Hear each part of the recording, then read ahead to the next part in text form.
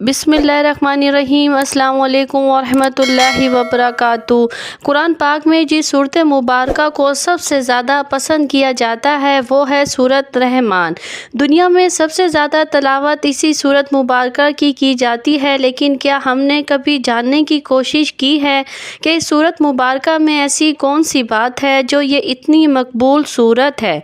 क्या हमने कभी इस सूरत मुबारक में दिए गए पैगाम को समझने की कोशिश की है? और वो क्या वजह है कि मेडिकल फील्ड में भी इस सूरत ने वो काम कर दिखाए हैं जहाँ मेडिकल साइंस फेल हो गई। आज की इस वीडियो में ये सब मालूमात दी जा रही हैं। आज की ये वीडियो आपकी ज़िंदगी बदलने वाली है। मोहतरम नाज़रीन, हमारे प्यारे नबी हज़रत मोहम्मद मुस्तफ़ा सल्लल्लाहु अलैहि वसल्लम फरमाते हैं, जिस तरह अल्लाह ताला कान लगाकर कुरान को सुनता है, दूसरी किसी चीज़ को नहीं सुनता। हम इस बात से बिल्कुल बेखबर हैं क्योंकि ऐसा हमें नज़र नहीं आता। अबू मूसा अशअरी रज़ी ताला अन्हु एक दौलतमंद सहाबी थे। एक रात कुरान पाक की तलावत फरमा रहे थे, इस बात से बेखबर कि कुछ लम्हे बाद उनकी तलावत को कोई सुनने वाला है। वो अपनी कैफियत में तहज्जुद के वक्त कुरान की तलावत कर रहे थे। जब हजूर सल्लल्लाहु अलैहि वसल्लम उनके पास से गुजरे तो उनकी तलावत की आवाज़ आ रही थी। आप सल्लल्लाहु अलैहि वसल्लम वहाँ रुक कर ये तलावत समात फरमाने लगे। कुछ देर बाद आप सल्लल्लाहु अलैहि वसल्लम वहाँ से तशरीफ़ ले गए। सुबह को फजर में अबू मूसा रज़ी ताला अन्हु से मुलाकात हुई तो तहसीन के साथ अंदाज में फरमाया, ए मूसा, तुझे तो अल्लाह ताला ने दाऊद के साज़ों में से एक साज़ अता फरमा दिया है कि जब दाऊद अलैहिस्सलाम रात के पिछले पहर हम के तराने लापता थे तो कुरान में है कि परिंदे साथ साथ शामिल हो जाते थे, पहाड़ और वजद में आ जाते थे और इनके साथ शरीक होते। ऐसी सुरीली आवाज़ अल्लाह ताला ने इनको अता फरमाई थी। कुरान करीम में जो हुस्न है, जिसे हुस्न मामूनी कहते हैं, वो तो हर लफ्ज़ में मौजूद है, लेकिन अल्फाज का ये हुस्न अपनी ज़ाहिरी शक्ल में अपने अरूज पर आपको सूरत रहमान में नज़र आएगा। उसके अलावा कुरान की ये सूरत मुबारक इस एतबार से भी मुमताज़ है कि उसकी इब्तदाई 4 आयात पर गौर करेंगे तो दिल फरेब हक़ाइक़ सामने आएंगे। उसकी पहली 4 आयात में बेहतरीन 4 चीज़ों का जिक्र किया गया है। इस सूरत मुबारक की पहली आयत है अल रहमान। कभी आपने गौर किया है कि अल्लाह ताला के तमाम नामों में से सबसे प्यारा नाम कौन सा है? यकीनन वो नाम अल रहमान ही है। रहमान अल्लाह का नाम है, रहमान का मादा है रहमत। अब हमें अपनी ज़िंदगी में सबसे ज़्यादा किस चीज़ की ज़रूरत है? यकीनन अल्लाह ताला की रहमत की। नाज़रीन, हुज़ूर सल्लल्लाहु अलैहि वसल्लम ने फरमाया, कोई शख्स भी अपने अमल की बुनियाद पर जन्नत में नहीं जा सकता जब तक कि रहमत खुदावंदी इसकी दस्तगीर ना हो। किसी सहाबी ने जुर्रत करके पूछ लिया कि हजूर, क्या आप भी? तो फरमाया कि हाँ, मैं भी। आप अंदाज़ा कीजिए कि हजूर सल्लल्लाहु अलैहि वसल्लम भी रहमत खुदावंदी के ज़रूरतमंद हों तो हमारे जैसे गुनहगारों की तो सबसे बड़ी ज़रूरत रहमत खुदावंदी है। अब ये रहमत यानी अल्लाह की ये शान 2 अल्फाज में बयान हुई है, एक है रहमान और दूसरा है रहीम। इसके अलावा कोई मादा ऐसा नहीं जिसे अल्लाह ताला के 2 नाम बनते हों। फिर सूरत रहमान की दूसरी आयत में आलमुल कुरान यानी इल्म कुरान, रहमत खुदावंदी का सबसे बड़ा मौज़र यानी रहमान की रहमानियत का सबसे बड़ा मौज़र कुरान है। इसमें जो राज हैं उन्हें समझे। जो इल्म इंसान को हासिल हुआ वो किसने दिया? साइंस का इल्म किसने दिया? मखलूक़ात में भी कोई भी अल्लाह ताला के इल्म का अहता नहीं कर सकता मगर जिसे अल्लाह जितना देना चाहे। लेकिन ये कि तमाम मालूम में से सबसे ज़्यादा और बड़ा इल्म कुरान है। अब इस बात को ज़हन नशीन करते जाएं कि अल्लाह के नामों में सबसे बेहतरीन नाम रहमान है। अल्लाह ने जो कुछ बंदों को सिखाया उसमें सबसे ज़्यादा इल्म कुरान का है। तीसरी आयत है خلق الانسان، انسانوں کو کس نے پیدا کیا؟ بے شک اللہ تعالیٰ نے زمینوں کو، آسمان کو، چرند پرند فرشتوں کو کس نے پیدا کیا؟ بے شک اللہ تعالیٰ نے۔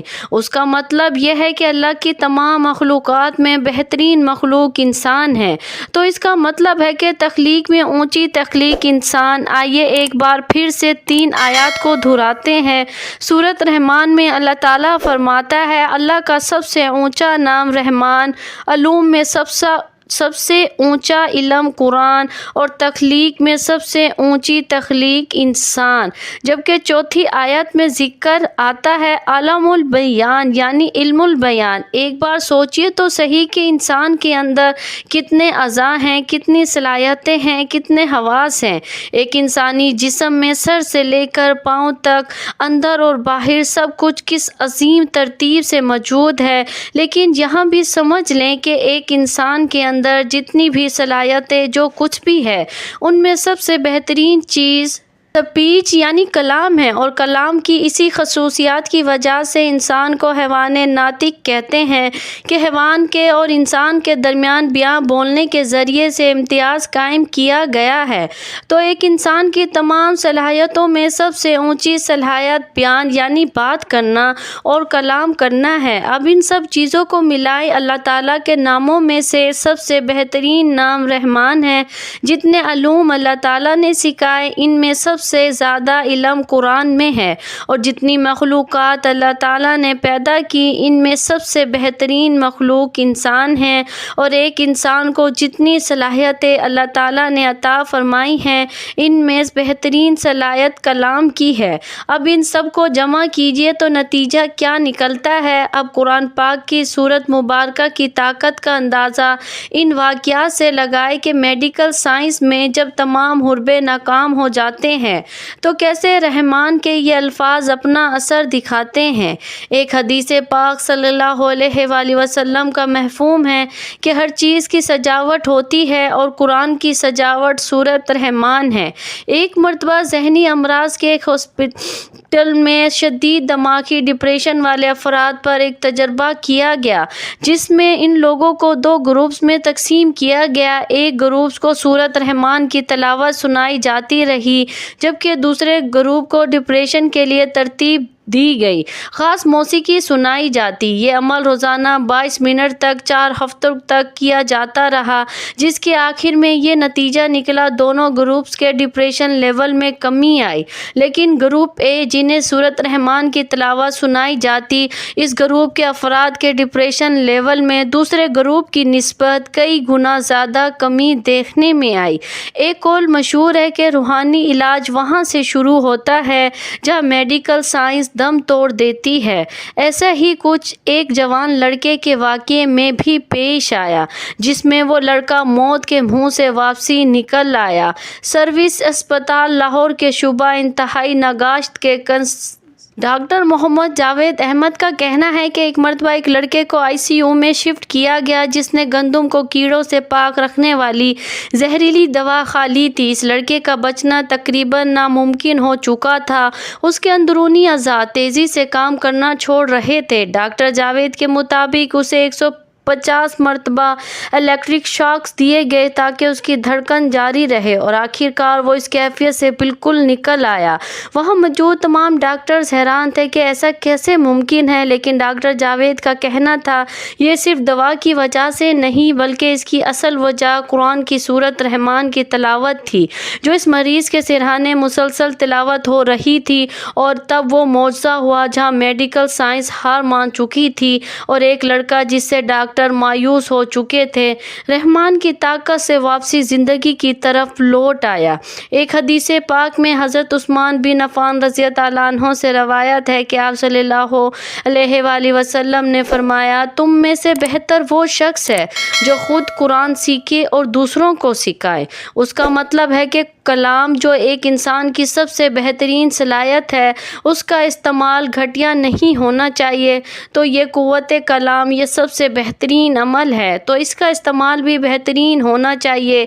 اسی طرح اللہ تعالیٰ نے ہمیں قوت گویائی عطا کی ہے، بولنے کا طریقہ سکھایا ہے، انسانوں کو جانوروں سے قوت گویائی کے سبب الگ رکھا، تو اس کی صلاحیت کو صرف دنیا کے لیے ہی وقف مت کرو، اسے اللہ کے کلام کو پھیلانے میں اور انسانیت کا دل جیتنے میں صرف کرو۔ دوسروں کو اچھے القابات سے بلاؤ، چھوٹی چھوٹی بات پر اپنے ساتھیوں کی تعریف کرو، اچھے تعریفی کلمات جیسا کہ ماشاءاللہ، سبحان اللہ، جزاک اللہ، الحمدللہ، اللہ اکبر اور دوسرے بہت سے ایسے الفاظ ہیں جن کو کہنے اور سننے والے اللہ کی جانب سے ثواب اور نیکیوں کے مستحق ہو جاتے ہیں۔ پھر دیکھنا کیسے دنیا اور آخرت بھی بہترین ہو جائے گی۔ معزز ناظرین، اگر میری آج کی یہ ویڈیو پسند آ جائے تو مہربانی اسے لائک، شیئر اور سبسکرائب ضرور کر دیجیے گا۔ جزاک اللہ خیر۔ اللہ ہم سب کا حامی اور ناصر ہو۔